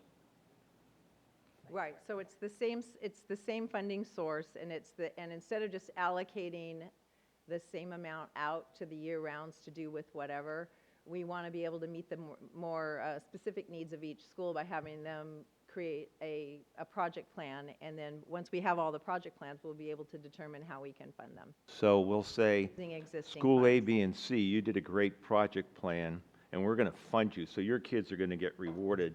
And schools D and F, you did a lousy plan, so we're not going to fund you, and too bad for those kids? No. Wow. We would work with sites that would develop a less than adequate. I doubt that would happen because our sites are really great, and we also aren't just asking them to go out and do it on their own. We have a lot of support for them to help them develop their plans. Well, if they're all great, then I would presume they'll all be funded. So do And then I. where would you get the money? Then you'd have to just increase that budget. We're not going to increase the budget. We've been very clear about that. You would increase the project budget, take The away pro- from the pot and increase the project budget. We would have to discuss what would be the most equitable way to do that, if we would cap it on what they would have gotten last year, or if we would see where we were saving money in another program or in another area. So that's something, again, there's definitely attention to finances because that's how we roll. We have to, but we don't have specific budgets for this because tonight's report is really about the best thinking of what we want to do. And I've got experience with English Learner Services in having a pot of money and asking people to write mini grant proposals for it. And so there's ways that we can do that where we can be both equitable. We can ask, and we can also reward people who are really going to go out there on a limb and do something creative, and also take the data and do an evaluation and let us know how it works so we can actually replicate as we move along as well. Do you sense I'm a little uncomfortable? No, not at all. Thank you. Well, only 3 questions for me. First, thank you to everyone on the team for taking some extra time on top of your regular duties for the last almost year to take a deep dive into this. I have a question about whether, and I'm sorry it's on my list now, but it's about adequacy of funding. And specifically, when I looked at the alternative school budget, this is not a number that's new to me, but the difference between the alternative schools, I think this is your slide 17, 20,000 versus 129,000. Obviously, there's some key differences, right, in the population of the students, the numbers of students, and also the fact that the alternative schools are ostensibly in credit recovery mode throughout the entire year.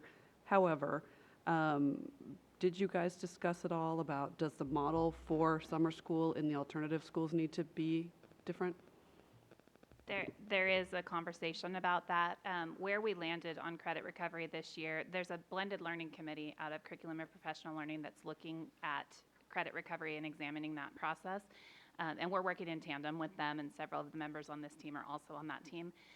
But part of our conversation was we didn't want to take away opportunities that students who are near graduation might be relying on this summer for credit recovery, and that counselors up to this point in the year have been thinking was an option for their students. So we understand that it needs to be looked at. I know that there's new electronic curriculum, online curriculum that is in operation now that's changing the landscape a bit of how credit recovery is done, and there's data being taken on that.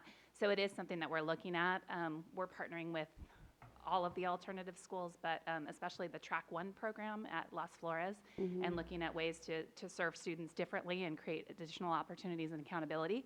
But for the model, for the proposal now, we weren't ready to make changes based on our best thinking, knowing what the needs were of students. We didn't want to take away an opportunity for them. Okay, thank you. It's encouraging. I have, my second question is about stigma. Yes, so there was a reference to reducing the stigma of summer school, and I was curious, I guess I'm wondering, is that still around? And my thinking here is, decades ago, when summer school was funded at a much higher level, it was very much ingrained in students that, you know, yes, the kids who did poorly during the school year would have to go to summer school. But because of the decline in education funding, I guess I assumed that wasn't so much the case, that in fact now students might associate summer school with, you know, those high achieving kids who might self-select to do something else. So I don't know, Nicole, if you wanted to address that. Are my assumptions wrong on this? Do kids still feel that stigma?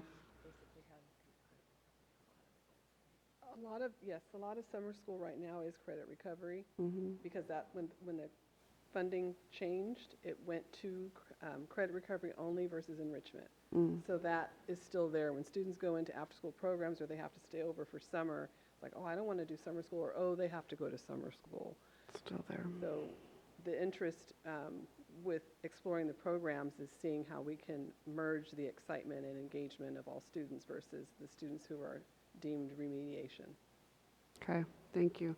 So my last question is related to that, and I don't know if it's a question more than just expressing a concern. So I am intrigued by the idea of serving both the remediation and the enrichment population, and I am also, just like little red flags go up about how that might be done, and to make sure that we don't create some equity issues in the process of doing that, like saying, you know, certain kind of student is funneled towards the remediation and certain kind of student is funneled towards enrichment. So I just wanted to share that concern, and I know you're all conscientious and you'll keep that in mind. Ideally, we would be looking at a model where students are exposed to academic, not necessarily intervention, it could be acceleration, but the enrichment component would be available to all of the students who are attending. We would like to see a more camp-like feel. Most of the research that we have dug into is suggesting that the best programs don't feel like the regular school year. They feel decidedly different, and there's themes, and there's fun, and there's that SEL component and the connection to school happens in that different setting. And so that's what our ideal program is going to look like. That's kind of what our pilot of the regional model is going to try to do this year, and some of the things that we're doing with the full day and bringing in physical activity. Some of our half-day programs didn't have structured physical activity because they were focusing predominantly on intervention skills and trying to remediate instruction. And so we want kids to be able to get up and move around, and we understand that summer's hot and sometimes we have bad air days, so that might look like we're doing square dancing, or we're doing you know, indoor physical activity that kids can get excited about and have fun with. So we're going to be thinking a little bit differently in that respect too. Okay, thank you. That's all from me. Thank you very much. Thank you, Dr. Martinez-Hilaire. So I'd like to thank you all for the presentation and the work of the committee. I have a couple comments I wanted to make. One, being a parent of a middle schooler, I did utilize a proponent of the Jump Start program, especially from the transition from 6th grade into 7th grade. And my student was a student that was totally within the district, attending a separate Montessori school. So for me, that was very helpful for the student, my student in particularly, to get that transitional day to see what it would be like being into middle school. I also wanted to ask if there could be a way where the students could get physical activity credit, because sometimes during the school year, they're required to maintain a certain amount of hours to uphold their physical activity requirement, and because they're on a quarter system, sometimes they have to follow alternatives at home to do. So if that could be immersed into summer school at some point, I think that would be helpful as well for families. I also feel like wearing the other hat as a student formerly of the district and graduate of one of the high schools here within Elk Grove, I was able to go to summer school and high school, and that was very helpful for me. I was able to take computer literacy courses that helped me later on in college, and also I had some weaker areas that I did need to strengthen before I went to college. So for me, having that opportunity and provided to my family, it was beneficial in that case. So I'm really interested in looking at next steps and also the outcomes to showcase the credit recovery, but also maybe a way or idea I've been thinking about is to emerge CTE some way into summer school as enrichment, so a student could actually participate in a CTE program and maybe receive a certificate within a certain amount of weeks or certain amount of sessions as well. So I wanted to bring that forefront. You know, when I look at the funding, and again, want to see, ensure that the equality is provided to all students, but making sure we're maintaining the credit recovery for students, but also giving that enrichment piece of it. And I feel like the transitional grades are where a lot of our students may need that, especially from middle school to high school, because the expectations may change for the student. So just looking at the numbers or the data, I would just like to see how many families are attending, you know, eventually once you do collect all that, the number of students, did we see increased enrollment at certain sites, and then again, the marketing or the recruitment for that. I know for my child's particular middle school, they only had so many slots available for Jumpstart, so even if the students maybe parents didn't sign up, there was only so many in the very beginning, and then after that, I think a list was created for those families who might have wanted to participate. So I would just like to see the follow-up going into the next year, but I do see the benefits of the summer enrichment programs and especially the credit recovery for those students that need that. Thank you. Mr. Madison? Yes, thank you. I appreciate the report that you have given, and that we are looking at our summer school program. I think it's been overdue. And Ms. Martinez, Dr. Martinez brought up a lot of points about that I had on the CTE programs, trying to engage and have that towards our summer school programs, particularly our high schools, that can really help us and give a lot of kids a sense of purpose. A few questions I had on the 42 sites that was conducted, where were they in terms of the district? I mean, how many elementary schools, That was middle all school? of the schools that were operating a summer program. The reason it's not as high is it doesn't include the year-round schools. They weren't operating a program during that time, but that was all of our elementary, middle, and high schools that were operating programs last summer. Excluding the year-round?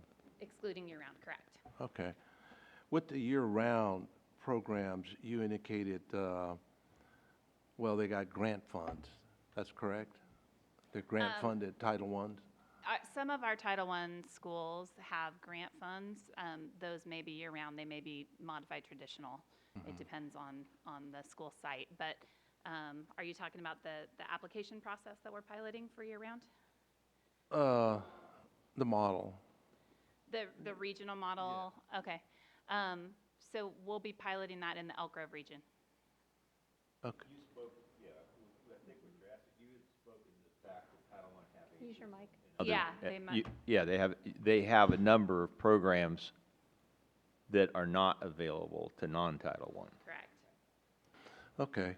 Yeah, well, my question was, you know, there are a lot of challenging schools in our Title I schools that are not up to speed yet, and with the academics and the summer school programs, particularly the enrichment part of it, I'm very interested in. I know we got the credit recovery, and we need that portion of it, but I'm just curious on some of the Title I schools. What are we really going to do towards the summer school, particularly elementary schools, in trying to show more enhancement, not only credit recovery, but the enrichment part of it? One of the conversations we've been having is looking at when we move to the full-day program, it gives us more time with students, so we'll have additional opportunities. So some of the schools have already started planning discussions, and they've considered doing like a rotation model where similar to like the middle school would have where students rotate through. And so they have a language arts block and they have a mathematics block, but they also have a hands-on science block that every student gets the opportunity to participate in. And then maybe there's an additional enrichment component like art or music or theater, and then their physical activity. So those may come in a different order if you're in a different grade level, but students would be exposed to all of those things. Okay. Yeah, and we talked about busing and so forth, but I look at a lot of our elementary schools, and even particularly in the Valley region too, they're very close by. They're not, I think, where there's a real challenge to get to some of those schools. Can you elaborate on that a little bit when you talk about busing or problems? Has it been communicated with the community, the parents, or this point person you're going to have? Have the parents been involved in this? It's been a consideration. Transportation needs have been a consideration, and you're right, some schools have greater need than others. Yes. We have additional grant funding for transportation at 9 of our Title I schools. And so at those schools in particular, we have the option of paying for transportation without it impeding the summer school budget, direct services to students, because it's only available for that transportation. And so we'll be looking at if that is something that the community needs or would benefit from. In the Valley region, it's not as intensive, but in some cases we have students who would have to cross the light rail tracks. Sure, and so we yeah. might be looking at providing transportation for those sites. Okay. Well, again, it's a good report. I'm just looking forward where, from the enrichment standpoint, along with the credit recovery, that we can help improve our achievement gap with this as well, too. And I hope the parents are involved with it. If we get out and try to touch a lot of parents in the areas, because the year-round schools, there's some large ones that are year-round, and particularly in the Valley region that we certainly want to pay attention to. I know it's more of a challenge with all the different tracks that's going on, but there should be enrichment programs that we can think outside the box with it. Thank you. I don't know if there's anything left for me to say at this point. My gosh, excellent deliberations from my colleagues here. I do want to recognize that I thought that the report was very thoughtful, great work from the committee, research-based, data-driven, which is great for decision-making for all of us. I'm a strong proponent of summer school. I understand Mr. Forcina's heartburn on some of the components. So I do have some of those similar concerns, particularly as it relates to if something isn't working, why are we continuing to invest those dollars? Because we want to be prudent with our dollars. But at the end of the day, when I make a decision, it's in the best interest of children. Is this the best interest of children? And the answer absolutely is yes. And I like that we are doing this within the framework of equity, because a lot of these students, the students that we serve, need that extra help, whatever that is, be it enrichment or credit recovery. And the more that we can offer both of those components, I think our students will be well served in the long run. I was reminded of a program that I helped start in the city of Sacramento when I was a student in college, and Mayor Joe Cerna, the late mayor of Sacramento, was just elected, and he had this great vision of creating a summer literacy program for first, second, and third graders that were at risk, that were below grade level reading. And it was a great program. It was a public-private partnership, not only with the mayor's office, but obviously with the school district, the libraries, and other nonprofits to help fund the program. But we saw improvement. So my story being, it goes back to whatever we can do to help our students. They will be best served in the long haul. As it relates to elementary school, I think that, on grade level reading, those early years is critical. The more we can focus on and getting those students ready and on grade level, I think the statistics are there. The farther they fall behind each level, the harder it is to overcome those obstacles. I don't have any, I do appreciate Ms. Chaitis Espinosa's comment on alternative education. Are we doing enough? These are high-need students, so I don't know what the dollar amount is, but that's your work with the committee, so I like that you're assessing, you'll bring us back more data so that we can look at the data and make the decisions in the best interest of students. And again, to Mr. Madison's comment on closing the achievement gap, I absolutely think this is a component, investing in our students with our summer school program. So I appreciate your this great report. It gives us a lot of good information to look at, and looking forward to your follow-up to see how we're improving. Are we doing enough? What are those gaps? So that's the great work of the committee, so I look forward to seeing some of that data as we continue this work. So thank you. Thank you very much for the report.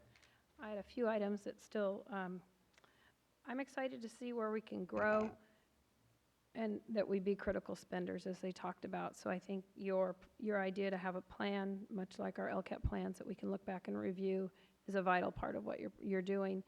And I love how it's coming at a new time and from a whole new direction. The best way is we don't have to develop everything ourselves. So you guys have reached out to find out what the best is and to bring it here, and we'll find out what works for us. Jumpstart was a critical part to all my kids' success in junior high, I believe. It was once suggested to me that summer school be 2 weeks. It's a jump start into the next year for kids, 2 weeks before school starts for younger children to get ready for their new grade, to get ready to go. I don't know if that's ever been discussed, but it made a lot of sense to me. And my last thing is a question. If we make them full days, will the sessions be shorter? Let me come to Jumpstart first. We're not proposing that Jumpstart be changed. We're keeping Jumpstart the way it is right now. Yep. And the primary reason for that is our year-round schools wouldn't be able to participate in summer, and we still want them to have the opportunity to do Jumpstart. So we'll still be looking at doing that the first week before school comes in for the 7th graders. And tell me again your other question. I'm sorry. Well, I was talking about like a Jumpstart academic for younger grades, like you come to first grade a week early or 2 weeks early to get ready to start second grade, and then you know where you're at and you're start confident. We have started the research on we're looking at 2 different things. One is kindergarten readiness, and looking at a bridge between preschool and coming into kindergarten and what that might look like.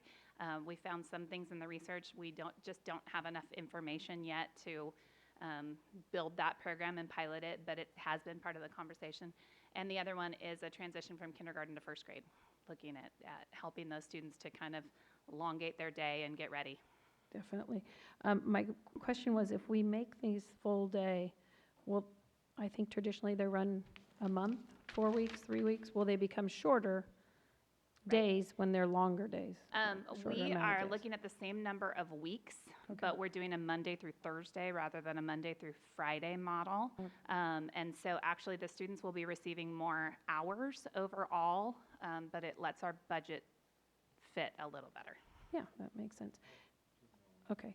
And I think when we are talking about the future, we are enjoying being able to spend money right now. So I think this is just such vital work to do at this point to learn what is the best and the most successful, because if there's a day we have to make the cuts, we know where we can still close those gaps with this information. So I think the information you're gathering is vital. So thank you very much. And Mr. Forcina's had enough time to think. He's got a few more ideas. Yeah, 2 quick ones. When should we start looking for the evaluation data before we start doing planning for 2021?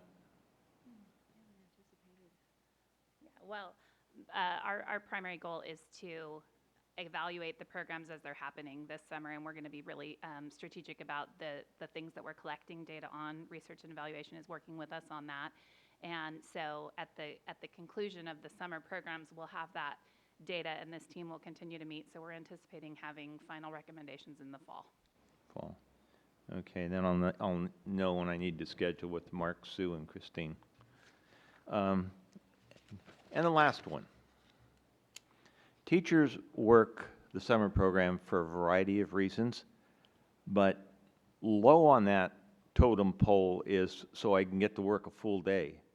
Have you discussed your plans with respect to what you will do if you don't have teachers that want to come and work your full day? Yes. Yeah. And what are they? We have a couple of considerations. One is we may still have teachers who work half-day. We would have morning teachers and afternoon teachers. The model I spoke to earlier where students are on a rotation kind of a situation would make it so that they would be seeing different individuals at different times of the day for different subjects, so they wouldn't have inconsistency. They would just go to a different, this group of students would go to a different math teacher in the afternoon than that group of students, but they would all still have math from the same teacher every day. The other piece that we're looking at is partnering with human resources on trying to offer opportunities for our special education interns to possibly begin their fieldwork hours, and they wouldn't be the primary teacher, but they would help reduce the ratio and they would be joining in, and so then we might have teachers who want to partner with them and mentor them, so it would bring in additional new people to the ranks of summer school. And there's been a question added to the recruitment for teachers who want to work in this district to see if they're interested in working in summer programs as well. Yeah, it's always nice to see that David gets to do more. And when is what's your target date, your drop dead date for knowing what staffing will look like? Because if you don't have staffing, you got to make changes. So what's your drop dead date for that? We're operating with the same timeline that Human Resources has established previously. So we start recruiting this month, and then if positions aren't filled internally at the site, there's a process for them to reach out to neighboring sites.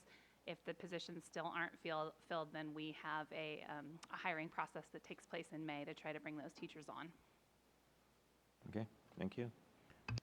Again, thank you very much. Thank you for your time and your commitment to our students. We have an action item from Mr. Pierce, resolution of intention to convey a public utilities easement for sewer purposes to the Sacramento Area Sewer District, a County of Sacramento Sanitation District at James Rutter Middle School. Thank you again, Madam President, members of the board, Superintendent Hoffman and Ms. Avalos. Before I begin, I'll just note that this is a resolution of intention to convey a public utility easement. The board must approve this resolution tonight by a 2/3 vote. It will move this forward and be posted in the Sacramento Bee and other publications, and we'll come back to the board for a final consideration to convey the easement. This is a sewer easement that's been granted many, many, many years ago for James Rutter Middle School, actually prior to me and Superintendent Hoffman attending there. The issue is the current easement is only 10 feet wide. It's along the eastern and southern border of James Rutter Middle School. The Sacramento Area Sewer District has approached us. They're expanding all their easements by another 10 feet. So it will just encompass the existing easement, widen it by 5 feet on either side so that they can continue to either improve and maintain their sewer system in the area. We will go ahead and continue to be able to use the property as we do now, just with simple landscaping, concrete, asphalt, as well as bushes and other things. So I would be happy to answer any questions that you have, but would ask that you approve the resolution, and it'll be back before you for final action. Are there any questions? No. I'd right. like to move, I move approval. I move approval. Second. It has been moved and seconded to adopt resolution number 55, intention to convey a public utilities easement to the Sacramento Area Sewer District along the approximate 1,100-foot southern border of James Rutter Middle School, and set a public hearing on March 17th, 2020 at 6 p.m. in the boardroom of the Education Center. All in favor? Aye. Opposed? Thank you. Motion passes. Thank you. Board and superintendent reports. Ms. Singh Allen? Thank you, Mr. Madison. No reports. Dr. Martinez-Alier? Ms. Jerez-Espinoza? Mr. Forcina? Mr. Hoffman? I don't have one either. So are there any other items from the floor? Many. I'll start with my right. Mr. Forcina? Why does this surprise you? As with all of us, I've certainly been out doing a number of activities at the different school sites, but I want to mention 3 in particular. Number 1, went to Valley's BSU Education and Excellence. And both their program and the addition in the number and type of vendors that they had was really helpful to those parents and students that participated. But it was just a really good feeling. Also attended, and Chris had come by, one of the best events I've ever been at, and that was Monterey Trail High School's History Night. There were hundreds of kids there. They were impeccably attired. They were conversant, and conversant at a level that I've experienced with the FFA kids. FFA does so many things in terms of preparing kids to do public speaking, to present projects, and to be able to speak to their thought process in that. And these kids were able to do that. And it was really, really exciting to be with them. They'll have a third History Night in May, on May 6th. Then the last one that I wanted to highlight, and the work that's been done with Creator X is beyond exemplary. Last Saturday at Monterey Trail High School, Creator X, which had their WAM3, that's Worldwide Arts Marathon, and it is worldwide, and our kids participate with students from all over the world. And that was put on with our Arts and Media Entertainment Consortia, which is made up of teachers from Elk Grove Unified. It was a Saturday, Sunday. Kids from all 9 high schools were there. There was a project sort of concept, but what the kids had to do on that Saturday and Sunday was to develop a short animated film encompassing all aspects of that development and things that they're learning at their individual schools. That animated film that was produced by the different groups will be judged, and then the winners will move forward in competition. And it's just nice that we have so many staff that are involved in that. It's no cost to the student, and teachers aren't paid. This is all their time, and it's just an exemplary sort of a thing that they do. And then the last one I wanted to mention, I talk about when I participate both at EG and Sheldon FFA Steering Committee. The more I go to Sheldon High School, the more I'm impressed with the 2 teachers, and the more concerned I get about what I see as equity issues with Sheldon and other high schools having FFA programs.